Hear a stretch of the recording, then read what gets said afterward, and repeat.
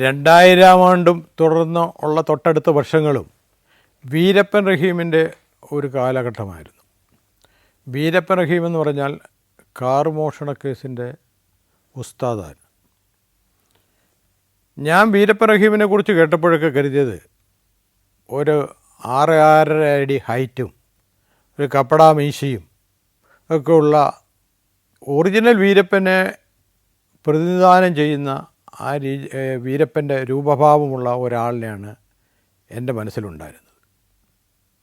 പക്ഷെ പിന്നീട് നേരിട്ട് കണ്ടപ്പോഴാണ് മനസ്സിലായത് 5 അടി ചില്ലറ 5-5.25 അടി മാത്രം ഹൈറ്റുള്ള കൃശഗാത്രനായ ആളാണ് വീരപ്പൻ റഹീം. ആ കാലഘട്ടങ്ങളിൽ കേരളത്തിലെ വീടിൻ്റെ കാർപോർച്ചുകളിൽ കിടക്കുന്ന കാറുകൾ പലതും നേരം പുലരുമ്പോൾ കാണാതാവും. മിക്ക വീടുകളിലും വളരെ ഭയത്തോടു കൂടിയാണ് കാറുകൾ പുറത്ത് സൂക്ഷിച്ചിരുന്നത്. അതിന് കാരണം വീരപ്പൻ്റെ ഒരു ടീം തന്നെയുണ്ട്. അവർ നാട്ടിലിറങ്ങി കിട്ടുന്ന കാറുകളെല്ലാം പൊക്കിക്കൊണ്ട് അപ്പോഴേ പോയി അതിർത്തി കടത്തി വീരപ്പനിലെത്തിക്കുമായിരുന്നു. വീരപ്പൻ റഹീം ശരിക്കും ആ കാലഘട്ടത്തിൽ താമസിച്ചിരുന്നത് കാട്ട്പാടി എന്ന സ്ഥലത്താണ്. ശരിക്കും വീരപ്പൻ റഹീം കാട്ട്പാടിക്കാരനല്ല, തമിഴനും അല്ല. താനൂരിനടുത്തുള്ള ഒരു കുഗ്രാമത്തിലെ റഹീം എന്ന് പറയുന്ന ബാലൻ വളരെ ചെറുപ്പം മുതലേ വളരെ ദാരിദ്ര്യവും ബുദ്ധിമുട്ടും കഷ്ടപ്പാടുമൊക്കെ സഹിച്ചു വന്ന ഒരു പയ്യൻ വളർന്നപ്പോൾ അയാൾ പോലും അറിയാതെ ഒരു കള്ളനായി മാറിയതിൻ്റെ കഥയാണ് വീരപ്പൻ റഹീമിൻ്റെ കഥ. അയാൾ ആദ്യകാലത്ത് കേരളത്തിൽ നിന്നും പല കാറുകളും മോഷ്ടിക്കുകയും തമിഴ്നാട്ടിൽ അല്ലെങ്കിൽ കർണാടകയിൽ കൊണ്ട് വിറ്റും ചെറിയ തോതിലൊക്കെ തുടങ്ങിയതാണ് ഈ മോഷണ ബിസിനസ്. പക്ഷെ പിന്നീട് അയാൾ താമസം ക്രമേണ കാട്ട്പാടിക്ക് മാറ്റുകയും ഇവിടെ താനൂരിൽ ഒരു ഭാര്യയും കുട്ടികളുമുള്ള അയാൾ കാട്ട്പാടിയിൽ നിന്ന് തമിഴ്നാട്ടുകാരിയായ മറ്റൊരു സ്ത്രീയെയും കൂടി വിവാഹം കഴിക്കുകയും കാട്ട്പാടിയെ സ്ഥിരതാമസമാക്കുകയും ചെയ്തു. കാട്ട്പാടിയിൽ വീരപ്പന് ലോക്കലി വളരെയധികം സപ്പോർട്ടാണുള്ളത്. അതിൽ നാട്ടുകാർ പലരും വീരപ്പനെ വളരെ ആരാധനയോടുകൂടിയും ബഹുമാനത്തോടു കൂടിയാണ് കാണുന്നത്. കാരണം ഈ കാർ മോഷണം വഴി മോഷണം മുതലിൻ്റെ നല്ലൊരു തുക അവിടെ പാവങ്ങളായ ആൾക്കാരെ സഹായിക്കാൻ വേണ്ടി റഹീം ചിലവാക്കും. അതുകൊണ്ട് റഹീമിനോട് എല്ലാവർക്കും ബഹുമാനവും ആരാധനയുമാണ്. കാട്ട്പാടി പോലീസ് സ്റ്റേഷനുമായിട്ടും വീരപ്പൻ റഹീമിന് വളരെ അടുപ്പമാണുള്ളത്. കാട്ട്പാടി പോലീസ് സ്റ്റേഷനിലെ പല പോലീസുകാരും ഉദ്യോഗസ്ഥന്മാരും ഒക്കെ അയാൾ പറഞ്ഞ അതുപോലെ അനുസരിക്കുന്നവരാണ്. അതിന് വേറെ ചില പിന്നാമ്പുറ കഥകളും ഉണ്ട്, അത് ശരിയായാലും തെറ്റായാലും.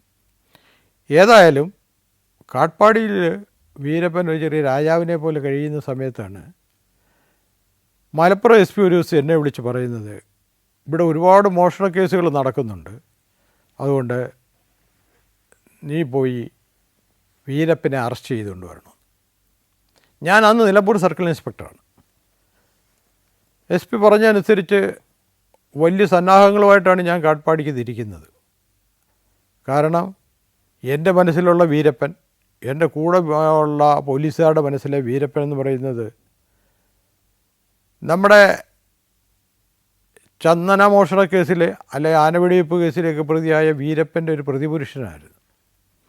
അതുകൊണ്ട് തന്നെ ഞങ്ങൾ വലിയ സന്നാഹങ്ങളുമായിട്ട് കാട്ട്പാടിക്ക് തിരിച്ചു. ആദ്യം ഞങ്ങൾ ചെല്ലുന്നത് കാട്ട്പാടി പോലീസ് സ്റ്റേഷനിലാണ്. കാട്ട്പാടി പോലീസ് സ്റ്റേഷൻ ചെന്നപ്പോൾ കാട്ട്പാടി പോലീസുകാർക്കൊക്കെ സുപരിചിതനാണ് റഹീം. അപ്പോൾ അവർ തന്നെ വീടുമൊക്കെ പറഞ്ഞു തന്നു. അവിടുത്തെ 2 പോലീസുകാരെ വിട്ടു തന്ന് റഹീമിൻ്റെ വീട്ടിലേക്ക്. റഹീമിൻ്റെ വീട്ടിൽ ചെന്നപ്പോഴും റഹീം വീട്ടിലുണ്ടായിരുന്നു. പക്ഷേ റഹീമിനോട് ഞങ്ങളുടെ കൂടെ വരാൻ പറഞ്ഞപ്പോൾ റഹീമിന് വലിയ എതിർപ്പൊന്നും ഇല്ലെങ്കിലും ചുറ്റുപാടുമുള്ള ആൾക്കാർക്കൊക്കെ റഹീമിനെ ഞങ്ങൾ കൂട്ടിക്കൊണ്ട് പോരുന്നതിന് എന്തിനാണ്, എവിടെ കൊണ്ടുപോകാനാണ്, എന്തിനാ കേരള പോലീസിൽ ഇതിനെന്ത് കാര്യം റഹീമിനെ അവരെല്ലാം കരുതിയിരിക്കുന്ന ഒരു തമിഴനായിട്ടാണ്. കാര്യം നന്നായിട്ട് തമിഴ് സംസാരിക്കും, പിന്നെ അതുപോലെ തന്നെ അവരിലൊരാളായിട്ടാണ് ജീവിക്കുന്നത്. അപ്പോൾ കേരള പോലീസിന് റഹീമിൻ്റെ പേരിൽ എന്ത് കാര്യമാണ് എന്നുള്ള രീതിയിൽ നാട്ടുകാരിൽ നിന്നൊരു ചെറിയ എതിർപ്പാണ് ഉണ്ടായത്. പിന്നെ ഞങ്ങളുടെ കൂടെ വന്ന കാട്ട്പാടി പോലീസ് സ്റ്റേഷനിലെ പോലീസുകാർ തന്നെ അവരോട് നാട്ടുകാരോട് കാര്യങ്ങൾ പറഞ്ഞ് ഇങ്ങനെ കേരള പോലീസാണ്, ഇത് വേറെ കേസൊന്നുമല്ല, അയാളെ ഒന്ന് ചോദിച്ചെന്തോ കാര്യങ്ങൾ മനസ്സിലാക്കാനാണ് എന്നൊക്കെ പറഞ്ഞിട്ട് ഒരുമാതിരി പറഞ്ഞ് ഒതുക്കിയിട്ടാണ് വീരപ്പൻ ഞങ്ങളുടെ കൂടെ വരുന്നത്. അപ്പം റഹീം ഞങ്ങളുടെ കൂടെ വരുമ്പോഴും അയാൾക്ക് ഞങ്ങൾ കൂട്ടിക്കൊണ്ടു പോകുമെന്നോ കേരളത്തിലേക്ക് കൊണ്ടുപോകാനാണെന്നോ അതല്ലെങ്കിൽ അയാൾക്ക് അതൊരു ബുദ്ധിമുട്ടായ അവസ്ഥയിലേക്ക് കാര്യങ്ങൾ ചെന്ന് എത്തുമെന്നൊരു ധാരണയില്ല. കാര്യം ഞങ്ങളത്ര ഫ്രണ്ട്ലി ആയിട്ടാണ്, കാര്യം തമിഴ്നാട് പോലീസ് അത്ര ഫ്രണ്ട്ലി ആയിട്ടാണ് പിന്നെ വീരപ്പനോട് പെരുമാറുന്നത്. അതനുസരിച്ച് ഞങ്ങൾക്ക് അയാളെ കിട്ടുക എന്നുള്ളത് കവിഞ്ഞ് മോശമായിട്ട് പെരുമാറേണ്ട കാര്യവുമില്ല. അപ്പോൾ അതൊക്കെ നാട്ടുകാരെ പറഞ്ഞ് ബോധ്യപ്പെടുത്തി നാട്ടുകാരുടെ എതിർപ്പുകളെയൊക്കെ അവിടുത്തെ പോലീസുകാരെ തന്നെ പറഞ്ഞ് ഇല്ലാതാക്കി അങ്ങനെയൊക്കെ ഒരു അന്തരീക്ഷത്തിലാണ് വീരപ്പനെ ഞങ്ങൾ കാട്ട്പാടി പോലീസ് സ്റ്റേഷനിലേക്ക് കൊണ്ടുവരുന്നത്. കാട്ട്പാടി പോലീസ് സ്റ്റേഷൻ വന്നപ്പോഴും വീരപ്പൻ ഞങ്ങളോട് വലിയ എതിർപ്പൊന്നും കാണിക്കുന്നില്ല. ഞാൻ വരാൻ തയ്യാറാണ് സാറേ, എനിക്ക് എവിടെ പോയാലും ഒന്നുമില്ല, എനിക്ക് ഒരു ബുദ്ധിമുട്ടുമില്ല, ഞാനൊന്നും ചെയ്തിട്ടില്ല, ചെയ്യാത്ത ഞാൻ എന്തിനാണ് ഇതിനെ ഭയപ്പെടുന്നത്, സാറ് വിളിക്കുന്നത് എവിടെയാണെന്ന് വെച്ചാൽ ഞാൻ വരാമെന്നുള്ള രീതിയിലാണ് പറയുന്നത്. അവസാനം വളരെയധികം ഓരോരോ സംഭവങ്ങളായിട്ട് ഓരോരോ കാർ മോഷണമായിട്ട് സംസാരിച്ച് വന്നപ്പം അവസാനം വീരപ്പൻ ഏൽക്കേണ്ടി വന്നു. കാർ മോഷണം ഉണ്ടെന്നും കാർ മോഷണം ഇവിടെ കാറുകൾ അവിടെ കൊണ്ടുവരാറുണ്ടെന്നും കാർ മോഷണങ്ങൾ വീരപ്പൻ കാർ വിൽക്കാറുണ്ടെന്നും കേരളത്തിൽ നിന്ന് കാറുകൾ കടത്തിക്കൊണ്ടുവരാൻ വേണ്ടി ഈ വീരപ്പൻ്റെ കണ്ണികൾ കേരളത്തിലുണ്ടെന്നൊക്കെ വീരപ്പൻ അവസാനം സമ്മതിക്കേണ്ടി വന്നു. അത് മറ്റ് വേറെ വല്ല നിർബന്ധം കൊണ്ടൊന്നുമല്ല, ഇങ്ങനെ പറഞ്ഞു വന്നപ്പോൾ ഈ കാട്ട്പാടി പോലീസ് സ്റ്റേഷനിലെ SIയും കൂട്ടരും കൂടെ ഞങ്ങളുടെ കൂടെ സഹകരിച്ചുകൊണ്ടാണ് അവസാനം വീരപ്പനെ സമ്മതിക്കേണ്ടി വന്നത്. അവസാനം ഞാൻ വീരപ്പനോട് ചോദിച്ചു, നീ കാറുകളെല്ലാം വിൽക്കുന്നല്ലോ, അതെ, ഞങ്ങൾക്ക് ഏതെങ്കിലുമൊക്കെ കാറുകൾ റിക്കവറി വേണ്ടി വരും, അതിനെന്താണ് ചെയ്യേണ്ടതെന്ന് ചോദിച്ചപ്പോൾ പറഞ്ഞത്, സാറേ ഇതിനകത്ത് ഒരു കാറ് പോലും റിക്കവറി ചെയ്യാൻ പറ്റത്തില്ല. കാരണം ഈ കാറുകളെല്ലാം വീരപ്പൻ പറഞ്ഞ് ശരിയാണോ എന്ന് എനിക്കറിയത്തില്ല, ഈ കാറുകളെല്ലാം ഞങ്ങൾ ആന്ധ്രാപ്രദേശിലെ പീപ്പിൾസ് വാർ ഗ്രൂപ്പിനാണ് കൊടുത്തിരിക്കുന്നത്. അപ്പോൾ അവരുടെ നിന്ന് കയ്യിൽ നിന്ന് കാർ റിക്കവറി നടക്കത്തില്ല, ഇതിൽ ആരാണ് വാങ്ങിച്ചതെന്ന് പോലും എനിക്കറിയത്തില്ല. അപ്പോൾ വീരപ്പൻ പിന്നെ അയാളുടെ കാർ മോഷണത്തിൻ്റെ ഒരു രീതി പറഞ്ഞാൽ എൻ്റെ ഒരു ഉദാഹരണം പറഞ്ഞാൽ, കേരളത്തിൽ നിന്ന് മോഷ്ടിച്ചുകൊണ്ട് വരുന്ന ഒരു കാറ്, അയാളുടെ ഒരു കണ്ണിയായ ഒരാൾ കേരളത്തിൽ നിന്നൊരു കാറ് മോഷ്ടിച്ചുകൊണ്ട് വന്നാൽ അത് പറയുന്നത് മദ്രാസ് സെൻട്രൽ റെയിൽവേ സ്റ്റേഷനിൽ കൊണ്ടിടാനാണ് പറയുന്നത്. മദ്രാസ് സെൻട്രൽ റെയിൽവേ സ്റ്റേഷനിൽ എവിടെ കൊണ്ടിടണമെന്ന് വെച്ചാൽ കാർ പാർക്കിംഗ് ഏരിയയിൽ കൊണ്ടിടാൻ പറയും. കാർ പാർക്കിംഗ് ഏരിയയിൽ ഈ കാർ കൊണ്ടിട്ട് കഴിഞ്ഞാൽ ആരും ഇത് കൈപ്പറ്റാനുണ്ടാവില്ല. നീ താക്കോൽ അവിടെ ഇട്ടിട്ട് കാർ പാർക്കിംഗ് ഏരിയയിൽ കൊണ്ടിട്ടിട്ട് പൊക്കൂ, എന്നിട്ട് നീ എവിടെയാണെന്ന് വെച്ചാൽ വന്ന് അവിടെ നിനക്ക് പൈസ തരുമെന്ന് പറയും. പറയുന്ന സ്ഥലത്ത് ചെല്ലുക, ഇയാൾക്ക് പൈസ കൊടുക്കുക, കാർ പാർക്കിംഗ് ഏരിയ കാർ ഇട്ടിട്ട് പോവുക, ആരും ആ കാർ എടുക്കാൻ അന്നേരം വരില്ല. ഈ കാർ കൊണ്ടിട്ട ആൾ പോയി എന്ന് ഉറപ്പ് വരുത്തിയാൽ, ഇതാരെങ്കിലും ഈ വീരപ്പൻ്റെ കണ്ണികളിലുള്ള ആരെങ്കിലും തന്നെ വാച്ച് ചെയ്യുന്നുണ്ടാവും, എന്നിട്ട് ഇവർ ഈ കാറും എടുത്തുകൊണ്ട് നേരെ പോവുകയാണ്. ഈ കാർ എടുത്തുകൊണ്ട് പോയി കഴിഞ്ഞാൽ ചെന്നൈയിൽ തന്നെ കല്യാണി എന്ന് പറഞ്ഞൊരാളുണ്ട്. ഏത് വണ്ടിയുടെയും RC ബുക്കുകൾ ഡ്യൂപ്ലിക്കേറ്റായിട്ട് നിർമ്മിക്കുക കല്യാണി ബഹുമിടുക്കനാണ്. കല്യാണിയെ സമീപിച്ചു കഴിഞ്ഞാൽ ഈ കേരളത്തിൽ നിന്ന് മോഷ്ടിച്ചുകൊണ്ട് പോയ കാറിന് കല്യാണി അപ്പം തന്നെ ഒരു തമിഴ്നാട് RC രജിസ്ട്രേഷൻ ശരിയാക്കി കൊടുക്കുക, RC ബുക്ക് ഉണ്ടാക്കി കൊടുക്കുകയാണ്. ഒരു ഒറിജിനൽ RC ബുക്കിന് പോലും സംശയിക്കാൻ കഴിയാത്ത രീതിയിലുള്ള അത്ര ഒറിജിനാലിറ്റിയുള്ള RC ബുക്ക് ഉണ്ടാക്കി കൊടുക്കുകയാണ്. അങ്ങനെ തമിഴ്നാട് രജിസ്ട്രേഷൻ വണ്ടിയായി കഴിഞ്ഞാൽ ഇത് വിൽക്കുന്നത് ആന്ധ്രാപ്രദേശിലായിരിക്കും. ഈ ആന്ധ്രാപ്രദേശിൽ ഇത് ആർക്ക് വിറ്റെന്ന് അറിയത്തില്ല. അതുപോലെ കർണാടകയിൽ നിന്ന് ഒരു വണ്ടി മോഷ്ടിക്കുന്നതെങ്കിൽ തമിഴ്നാട്ടിൽ കൊണ്ടുവന്ന് തമിഴ്നാട് രജിസ്ട്രേഷനാക്കി കേരളത്തിൽ കൊണ്ട് വിൽക്കും. അപ്പോൾ കേരളത്തിൽ ഇത് ആർക്കാണ് വിറ്റെന്ന് അറിയത്തില്ല, ഒരാളിന് വിറ്റു. അപ്പോൾ ഈ മോഷ്ടിച്ചുകൊണ്ട് പോകുന്ന കാറുകൾക്കൊക്കെ ഒറിജിനൽ RC ബുക്ക് വരികയും ചെയ്യും, ഇത് വിറ്റതാരാന്നറിയത്തതുമില്ല. അപ്പോൾ അങ്ങനെ വരുമ്പോൾ ഈ വീരപ്പൻ്റെ ഗ്യാങ് മോഷ്ടിക്കപ്പെട്ട ഒരു കാറുകൾ പോലും റിക്കവർ ചെയ്യാൻ വയ്യാത്തൊരവസ്ഥയിലാണ് അന്ന് കേരള പോലീസ് നിന്നത്. Germany, Poland, Bosnia and Herzegovina, Kyrgyzstan. സഞ്ചാരം വോള്യം നമ്പർ 19 ഫുൾ HDയിലുള്ള ഈ അപൂർവ ദൃശ്യയാത്രാ വിവരണ ശേഖരം സ്വന്തമാക്കാൻ സഞ്ചാരം എന്ന് SMS ചെയ്യൂ. ഫോൺ 9995444222. എനിക്ക് റഹീമിനെ ഉപയോഗിച്ച് എങ്ങനെയെങ്കിലും ഒരു കാറെങ്കിലും റിക്കവർ ചെയ്ത്, കാര്യം ഒരു കാറെങ്കിലും റിക്കവറി ഇല്ലാത്തടത്തോളം കേസ് നിൽക്കത്തില്ല. നമ്മൾ വെറുതെ നമ്മൾ പറയുകയാണ് റഹീം മോട്ടിച്ചത് അല്ലെങ്കിൽ റഹീം പറഞ്ഞു വിട്ടവരാണ് കൂട്ടാളികളാണെന്ന് പറഞ്ഞിട്ട് കേസ് കോടതിയിൽ നിൽക്കത്തില്ല. കാർ റിക്കവറി വേണം. എങ്ങനെയെങ്കിലും ഒരു കാറെങ്കിലും റിക്കവർ ചെയ്യാൻ വേണ്ടിയിട്ട് ഞാൻ റഹീമിൻ്റെ പേരിൽ ഒരുപാട് സമ്മർദ്ദം ചെലുത്തി. അവസാനം റഹീം പറഞ്ഞു, സാറേ ഒരു കാറ് ഞാൻ ചിറ്റൂരിലെ ഒരു കുമാർ എന്ന് പറഞ്ഞ ഒരാൾക്ക് വിറ്റിട്ടുണ്ട്. അപ്പോൾ എന്നെ കൊണ്ടുപോയാൽ ഞാൻ കുമാറിനെ കാണിച്ചാൽ, കുമാർ അവിടെ എല്ലാവർക്കും പ്രസിദ്ധനായ ആളാണ് ചിറ്റൂരിൽ. എന്നെ കൊണ്ടുപോയാൽ ഞാൻ കുമാറിനെ കാണിച്ചു തരാം. കുമാറിൻ്റെ കയ്യിൽ നിന്ന് കാറ് സാറിന് റിക്കവർ ചെയ്യാൻ പറ്റും. ഒന്നാലോചിക്കുക, വീരപ്പൻ ഒരു ഒന്നാം തരം കള്ളനാണ്. ആ കള്ളൻ ഒരു കാറ് റിക്കവർ ചെയ്യാൻ സഹായിക്കാമെന്ന് പറഞ്ഞപ്പോൾ ആ കേസ് നിലനിൽക്കാൻ അതേ മാർഗമുള്ളതെന്നിരിക്കെ തൽക്കാലം വീരപ്പൻ പറയുന്നത് അംഗീകരിക്കുക നിർവാഹം ഉണ്ടായിരുന്നുള്ളൂ. ചിറ്റൂർ എന്ന് പറയുന്നത് ആന്ധ്രാപ്രദേശിലാണ്, തമിഴ്നാടിൻ്റെ ബോർഡറാണ്. തമിഴ്നാട് കഴിഞ്ഞ അവിടെ തന്നെ ചിറ്റൂരായി. ആന്ധ്രാപ്രദേശിൽ ചെന്നിട്ട് അങ്ങനെ ഒരു കാർ റിക്കവർ ചെയ്യാൻ പറ്റുമെങ്കിൽ ആ കാർ റിക്കവർ ചെയ്തുകൊണ്ട് വന്നിട്ട് കേരളത്തിൽ നിന്ന് മോഷ്ടിച്ച കാറാണെന്നാണ് പറഞ്ഞത്. കേരളത്തിൽ കൊടുത്ത് അതിൻ്റെ എൻജിൻ നമ്പരും ചേസിസ് നമ്പരും നോക്കി അത് ഏത് രജിസ്ട്രേഷനാണത് കണ്ടുപിടിച്ച് അത് റിക്കവറിയാക്കി കോടതി കൊടുത്താൽ ആ ഒരു കേസിലെങ്കിലും വീരപ്പൻ ശിക്ഷിക്കപ്പെടുമല്ലോ എന്നൊരു ആശ്വാസമാണ് അപ്പോൾ എനിക്കുണ്ടായിരുന്നത്. ഞാൻ പതുക്കെ റഹീമിനെ കൂട്ടി ചിറ്റൂരിന് വിട്ടു. ചിറ്റൂർ DYSPയെ കണ്ടു. DYSPയോട് ഞാൻ പറഞ്ഞു, സാറേ ഇങ്ങനെ ഞങ്ങൾ കേരള പോലീസാണ്, ഇങ്ങനെ വീരപ്പൻ റഹീം എന്ന് പറഞ്ഞ ആളിനെ ഞങ്ങൾ കസ്റ്റഡിയിൽ കൊണ്ടുവന്നിരിക്കുകയാണ്. അപ്പോൾ ഒരു കാർ ഇവിടെ കുമാർ എന്ന് പറഞ്ഞ ഒരാൾക്ക് വിറ്റു എന്ന് പറയാൻ റിക്കവറിക്ക് വേണ്ടി വന്നതാണ്. അപ്പോൾ DYSP അദ്ദേഹത്തിൻ്റെ പോലീസുകാരെ വിട്ട് ആ ടൗണിൽ മുഴുവൻ അന്വേഷിപ്പിച്ചിട്ട് കുമാർ എന്ന് പറഞ്ഞ ഒരാളിനെ ലൊക്കേറ്റ് ചെയ്യാൻ കഴിയുന്നില്ല. അപ്പോൾ റഹീമിനോട് ഞാൻ ചോദിച്ചു, നിൻ്റെ കുമാർ എവിടെയാണുള്ളത്? സാർ അത് എവിടെയാണെന്ന് പറയാൻ എനിക്കറിയത്തില്ല. ഞാൻ പറയും, എന്ന് പറഞ്ഞാൽ അങ്ങനെ കാർ റിക്കവറി നടക്കുന്നത്? സാറേ എനിക്ക് കുമാറെന്നേ അറിയാവൂ.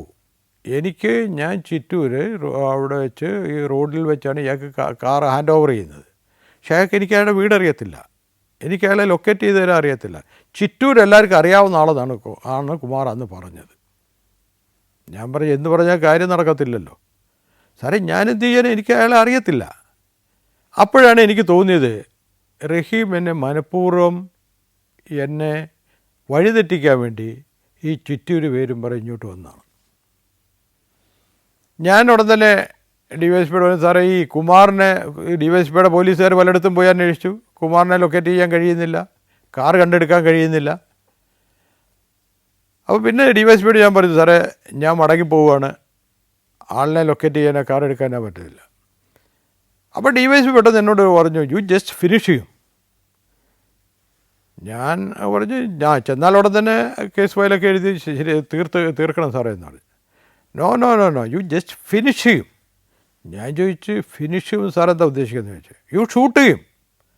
ഞാൻ ചോദിച്ചു, ഒരു മനുഷ്യനെ വെടിവെച്ച് കൊല്ലാനോ? അപ്പോൾ DYSP എന്നോട് പറഞ്ഞു, എനിക്ക് വളരെ അത്ഭുതം തോന്നി. ഞാനെന്താ you make an encounter story. നിങ്ങളൊരു എൻകൗണ്ടർ സ്റ്റോറി ഉണ്ടാക്കുക. അയാൾ അറ്റാക്ക് ചെയ്യാൻ വന്നു, നിങ്ങൾ തിരിച്ച് അയാളെ ഉപദ്രവിച്ചു, വെടിവെച്ചു, അയാൾ മരിച്ചു. ഞാൻ പറഞ്ഞു, സാറേ ഇത് കേരളമാണ്, ആന്ധ്രാപ്രദേശല്ല. കേരളത്തിൽ അങ്ങനെയൊന്നും ചെയ്യാൻ പറ്റത്തില്ല. അവിടെ മനുഷ്യാവകാശ കമ്മീഷൻ ഒരുപാട് കമ്മീഷനൊക്കെ ഉള്ള സ്ഥലമാണ്. ഈ കമ്മീഷനൊക്കെ എല്ലാ രാജ്യത്തും ഉണ്ട്, ഇവിടെയും ഉണ്ട്. പക്ഷെ ഞങ്ങൾ വന്നു കഴിഞ്ഞാൽ, അത്യാവശ്യം വന്നു കഴിഞ്ഞാൽ ഞങ്ങളതൊന്നും നോക്കാറില്ല. ഞാൻ പറഞ്ഞു, സാർ ഇത് അവിടെ നടക്കുന്ന കാര്യങ്ങളല്ല. അപ്പോൾ അദ്ദേഹം എന്നോട് ചോദ്യം ചോദിച്ചു, then what you will do? ഞാൻ പറഞ്ഞു, സാർ ഞാൻ അയാളെ കോടതി ഹാജരാക്കും, എന്നിട്ട് കോടതിയിൽ നിന്ന് അയാൾ ജാമ്യത്തിൽ പോവും, ജാമ്യത്തിൽ പോയിട്ട് ജാമ്യത്തിൽ ഇറങ്ങിയാൽ പിന്നെ മോഷ്ടിക്കും. അപ്പോൾ DYSP എന്നോട് ചോദിച്ചൊരു ചോദ്യമുണ്ട്, then what is your commitment to the society? അയാളെ പിന്നെയും കള്ളനെ മോഷ്ടിക്കാൻ സൊസൈറ്റിയിലേക്ക് ഇറക്കി വിടുക എന്ന് പറയാൻ നിങ്ങളുടെ കമ്മിറ്റ്മെൻറ്റ് എന്താണെന്ന് ചോദിച്ചു. ഞാൻ പറഞ്ഞു, എന്ത് കമ്മിറ്റ്മെൻ്റ് ആയാലും കൊള്ളാം സാറേ, സാർ ഈ പറഞ്ഞ പോലെ പെരുമാറാൻ എന്നെക്കൊണ്ട് കഴിയില്ല എന്ന് പറയും. അപ്പോൾ അദ്ദേഹം പറഞ്ഞു, എന്നാൽ പിന്നെ നിങ്ങളുടെ ഇഷ്ടം പോലെ ഇതൊക്കെ അവസാനിക്കാൻ ഇതേ മാർഗമുള്ളൂ എന്ന് അദ്ദേഹം എന്നെ വളരെ സ്നേഹപൂർവ്വം ഉപദേശിച്ചു. ആ ഉപദേശമൊക്കെ കേട്ടതല്ലാതെ ഇതൊന്നും കേരള പോലീസിൽ നടപ്പാകുന്ന കാര്യമല്ല, നടപ്പാക്കാൻ കഴിയില്ല. വീരപ്പനോട് ഞാൻ പറഞ്ഞു, അദ്ദേഹം പറഞ്ഞത് ഇതൊക്കെയാണ്. അത് അപ്പം റഹീം പറയുന്നത്, സാർ എന്ത് ചെയ്താലും കൊള്ളാം, എനിക്കിതേ പറയാനുള്ളൂ, ഇവിടെ കുമാറിനെ കണ്ടെങ്കിൽ ഞാൻ കാർ വാങ്ങിച്ചു തരാമായിരുന്നു, ഇവിടുന്ന് കാറ് കിട്ടാൻ രക്ഷയില്ല. അപ്പം ഞാൻ ചെറുതൊക്കെ റഹീമുമായിട്ട് പിന്നെ നിർവാഹമൊന്നുമില്ല, റഹീമുമായിട്ട് കാട്ട്പാടി തിരിച്ചെത്തി. അവിടുത്തെ പോലീസ് സ്റ്റേഷനിൽ പറഞ്ഞു. റഹീമുമായിട്ട് നേരെ കേരളത്തിലേക്ക് വന്നു. കേരളത്തിലേക്ക് വന്നിട്ട് റഹീം തന്നെ പറഞ്ഞു, സാറേ കേസ് ഉണ്ട്, ഒരുപാട് കേസ് ഞാൻ ജയിച്ചിട്ട് എൻ്റെ പിള്ളേർ അവിടെ എവിടെയൊക്കെ ഉണ്ട്, അവർ കുറൊക്കെ മോഷ്ടിക്കുന്നുണ്ട്, ശരിയാണ്, കൊണ്ടുവരുന്നുണ്ട്. അവർക്കൊക്കെ ഞാൻ ന്യായമായ അത് അതിർത്തി കടത്തി കൊണ്ടുവരുമ്പോൾ അവർക്കൊക്കെ എൻ്റെ ന്യായമായ വിലയും ഞാൻ കൊടുക്കുന്നുണ്ട്. പക്ഷേ എൻ്റെ വില ഒരു പക്ഷേ കുറവായിരിക്കും, എന്നെ സംബന്ധിച്ച് അതാണ് എൻ്റെ ആക്ച്വൽ വില. പിന്നെ ഞാൻ എത്ര കൊടുക്കുന്നതല്ല, അത് എൻ്റെ മിടുക്കാണ്. ഞാനിത് മോഷണം നടത്തി ഒരുപാട് മുതലുണ്ടാക്കിയിട്ടുണ്ട്. ആ മുതലൊക്കെ ഞാൻ സൂക്ഷിച്ചിട്ടുമുണ്ട്. കാരണം ഒരു കാലത്ത് ഞാൻ ഇതൊക്കെ നിർത്തും സാറേ, അന്ന് എനിക്ക് സുഖമായി ജീവിക്കാൻ വേണ്ടിയാണ്. പക്ഷെ പിന്നീട് ഞാൻ അറിഞ്ഞത് റഹീം നിർത്തിയിട്ടില്ല എന്നുള്ളതാണ്.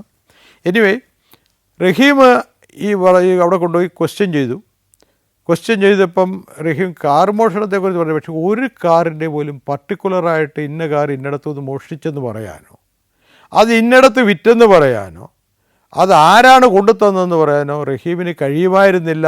അല്ലെങ്കിൽ കഴിയുമായിരുന്നെങ്കിൽ അയാൾ പറയുമായിരുന്നില്ല.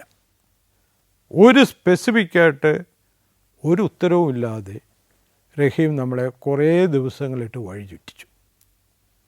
അപ്പോഴൊക്കെ റഹീമിനെ നമ്മൾ പോലീസ് കസ്റ്റഡി സൂക്ഷിച്ചിരിക്കുകയാണ്, അറസ്റ്റ് റെക്കോർഡ് ചെയ്തിട്ടില്ല.